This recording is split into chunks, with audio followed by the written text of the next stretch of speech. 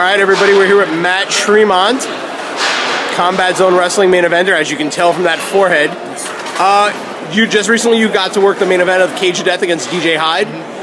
You know, it seemed like just a year or so ago you were talking about that was, even working on that show was a big goal for you. 100%. Memories and thoughts on getting the main event, the biggest show of the year for Combat Zone Wrestling? As everybody knows my story, long-time CZW fan, and just being able to work my way into the company the right way, and to live that dream, the main event, one of the biggest independent shows of the year, inside the brutal, demonic structure known as the Cage of Death, and being there with DJ Hyde after a year and a half build up, and you know, I think we did it the right way, and I thought the match went great, and came off the cage in a crazy spot, and we came out alive when it was all said and done.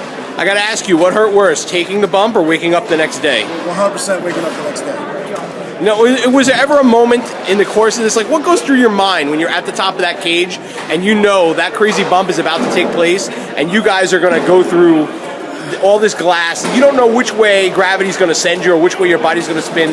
What's going through your mind just as you're about to launch off with something like that? A good friend of mine asked me the same question the other day, and I'll tell the same way I told him. I've been dreaming about it since I was 13 years old.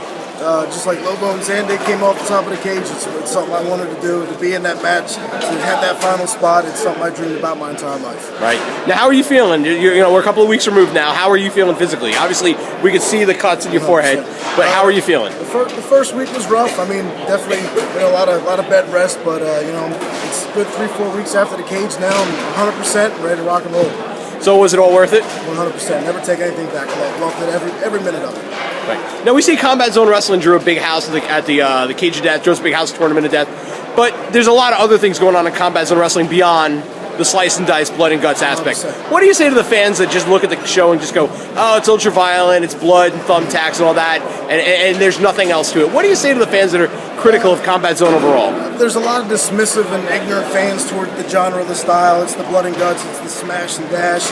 But I mean, CZW has evolved over the years, and the deathmatch style has changed. The matches mean more, they build up more, and you can still have psychology and tell a good story within the deathmatch genre of wrestling. All right, awesome. Well, how do you want to top it next year?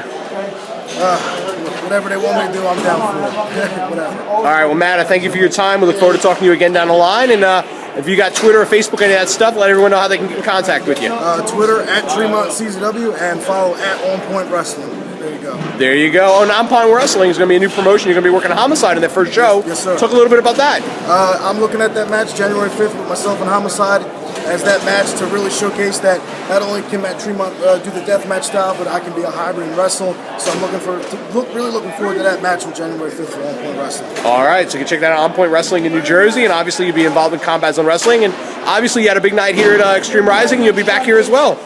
100%, man. Extreme Rising, just being able to be a part of the locker room and being around all the ECW originals and legends, dream come true. These are guys I watch, and to have the opportunity to walk down that aisle tonight and be in that squared circle with Balls Mahoney and Blue Meanie and tag with Brian XL, dream come true. Awesome. Well, sir, thank you for your time. We look forward to talking to you again down the line. Thank you.